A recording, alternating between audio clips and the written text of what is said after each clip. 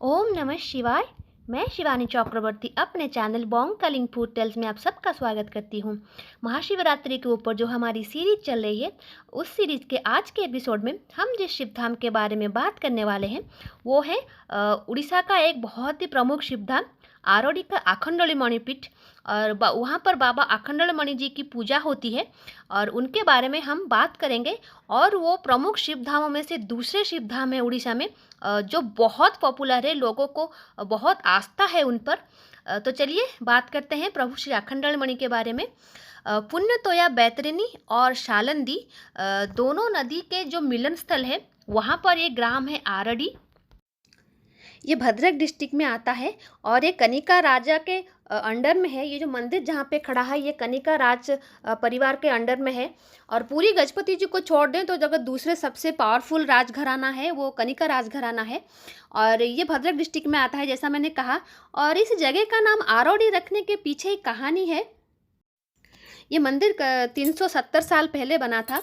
तो तब जब राजा थे, राजतंत्र तब था, तब राजा अपने जो घर में रखे किसान थे उनको कहा कि उनके ज़मीन जोतने के लिए, तो जो किसान था जब वो ज़मीन जोतने के लिए गया, हल लेकर गया, तो हल का जो पीन था वो बहुत ज़मीन के अंदर चला गया और वहाँ पर जाके किसी को लगा, जैसे उनको लगा कि किसी के सर में लगा है और ज़मीन के अंदर से खून निकल रहा है और बड़ी ज़ोर से आह की जो मतलब चित्कार सुनाई दिया बड़ी ज़ोर से।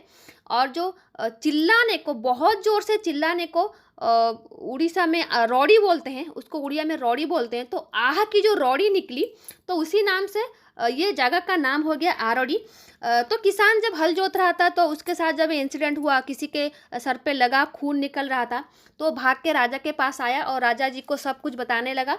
तो राजा जब भाग के वहाँ पर गए तो उन्होंने जाके देखा कि वहाँ पे खून नहीं है, बल्कि जिस जगह पर किसान ने खून देखा था वहाँ पर दूध, बहुत सारा दूध जमा हो गया है। तो जब उस जगह की खुदाई हुई तो वहाँ पर से एक शिवलिंग निकला और शिवलिंग का जो ऊपर था वो थोड़ा सा मतलब उसको खरोच आया था, तो वहीं से दूध निकल रहा था। तो क्योंकि भगवान वहाँ पर स्वयंभू हैं, वहाँ पर कनिका राजा ने वहाँ पर मंदिर बनाया। तो ये थी कहानी आरोडी के महादेव के निकलने की कहानी। जब आप मंदिर के अंदर प्रवेश करेंगे तो सामने आपको 3 नंदी भगवान मिलेंगे एक साथ, और उसके बाद आप मंदिर में प्रवेश कर सकते हैं। बहुत बड़ा मंदिर नहीं है, छोटा सा मंदिर है।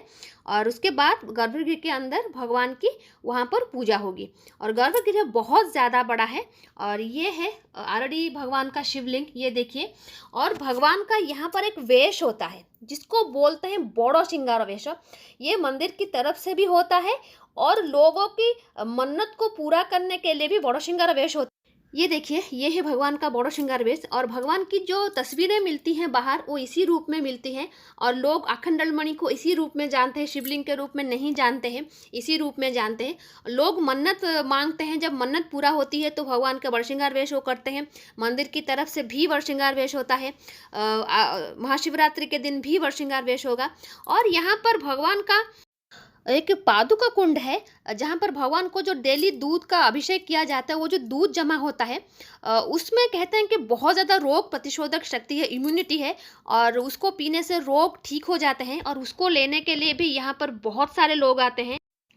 और भगवान जी के पास 2 प्रसिद्ध भोग हैं जिसको पाने के लिए भक्त दूर दूर से आते हैं।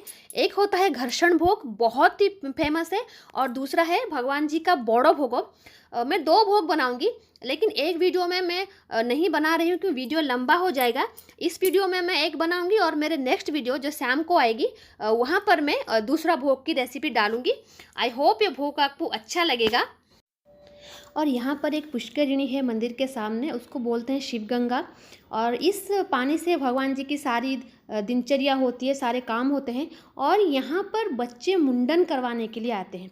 ये जगह काफ़ी प्रसिद्ध है मुंडन करवाने के लिए। हर जगह से यहाँ पर लोग आते हैं अपने बच्चों को मुंडन करवाने के लिए। और पूरे उत्तर उड़ीसा के लोग जो हैं वो वहाँ पर आते हैं बच्चों को मुंडन कराने के लिए। कहा जाता है कि आरडी धाम में अगर बच्चे का मुंडन करवाएंगे तो बच्चे की आयु वृद्धि होती है और वो बहुत शुभ होता है। तो ये जगह मुंडन के लिए बहुत प्रसिद्ध है और इसी तालाब के पानी से भगवान जी की पूजा भी होती है। तो ये थी छोटी सी जानकारी अखंडल मणि प्रभु के बारे में और उनके मंदिर के बारे में और वहाँ पर क्या क्या होता है उस चीज़ के बारे में। तो चलिए बनाना शुरू करते हैं भगवान जी का भोग। तो चलिए बनाना शुरू करते हैं भगवान आखंडमणि का बहुत ही प्रिय घर्षण भोग। ये जो सामान हम यूज़ करेंगे ये भगवान जी के ऊपर ऐसे घर्षण होता है, सारी चीज़ें भगवान जी के जो शिवलिंग है उसके ऊपर डाल के उसको मथा जाता है, इसलिए उसको घर्षण कहते, उस प्रक्रिया को घर्षण कहते हैं, इसलिए इस भोग का नाम भी घर्षण है। और मैं आज वही सामान लेके आई हूँ जो मंदिर में लगता है। बाहर भी ये घर्षण प्रसाद मिलता है दूसरे मंदिर में, और शिवरात्रि में तो बहुत बनता भी है घरों में और लोग बना के इसको बांटते भी हैं, लेकिन उसमें कुछ और सामान भी जाता है, मैं आगे आपको बताऊंगी। लेकिन ये वाला जो घर्षण मैं दिखा रही हूँ ये ऑथेंटिक मंदिर का है, तो मैं उसी के हिसाब से आपको दिखा रही हूँ। और इसके लिए मैंने लिया है आधा कप दूध, आधा कप दही, यहाँ पर मैंने 1 कप नारियल लिया है, ये आधा कप गुड़ है, ये है घी।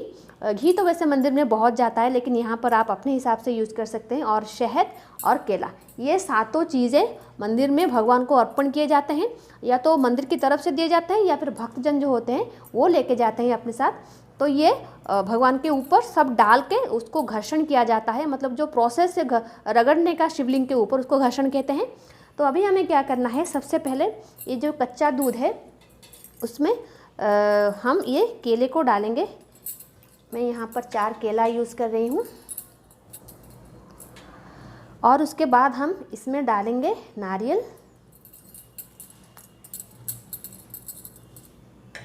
और उसके बाद हम डालेंगे इस दही को, और थोड़ा सा घी मैं यहाँ पे डाल रही हूँ, बहुत थोड़ा सा, क्योंकि मंदिर में इस घर्षण प्रसाद में मंदिर का दिखा रही हूँ तो उसमें जाता है, तो मैं डाल रही हूँ थोड़ा सा घी।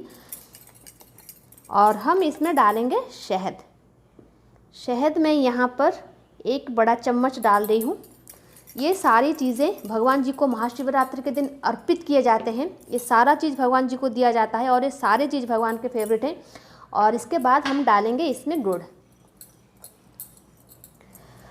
और अभी हमें क्या करना है, इन सारी चीज़ों को ऐसे हाथ से मिलाना है। अभी मैं तो यहाँ पर हाथ से मिला रही हूँ, लेकिन मंदिर में इस सारे चीज़ों को ऐसे शिवलिंग होते हैं, शिवलिंग के ऊपर रख के ऐसे रगड़ा जाता है, जिसको बोलते हैं घर्षण।